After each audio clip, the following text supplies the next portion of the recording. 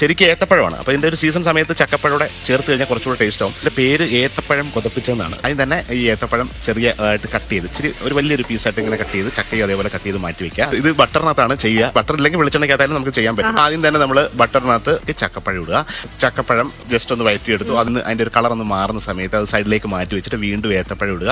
അത് രണ്ടും കൂടെ ഒരു 2 മിനിറ്റ്സ് വീണ്ടും ഒന്ന് നന്നായിട്ടൊന്ന് ബട്ടറിനകത്ത് വഴറ്റിയെടുത്ത് സൈഡിലേക്ക് മാറ്റി വീണ്ടും ഒരല്പം ബട്ടറിനകത്ത് ഈ പഞ്ചസാര, ഇതൊക്കെ ഒരു ഷെഫിന്റെ രീതിയിൽ നമ്മൾ ഇച്ചിരി ഒന്ന് ഡെവലപ്പ് ചെയ്താണ്. ഇതൊന്നും സാധാരണ വീടുകളിൽ ഇങ്ങനെ ചെയ്യത്തില്ല. വഴറ്റി എടുത്തിട്ട് പാലൊഴിച്ച് സ്റ്റൂ ഉണ്ടാക്കുന്ന പോലെയാണ്. ഷുഗർ നല്ലപോലെ ഒന്ന് മെൽറ്റ് ആയിട്ട് വരുന്നുണ്ട്. മെൽറ്റ് ആയിട്ട് ഇതിനകത്ത് കാരമലൈസ് ചെയ്ത് നന്നായിട്ട് റെഡിയാക്കി എടുക്കുകയാണ്. അടുപ്പോൾ ഒരു സ്മെല്ല് വരുന്നില്ലേ, ലേശം ഏലക്ക പൊടി കൂടി ബട്ടറിനകത്ത് ഇടുകയാണ്.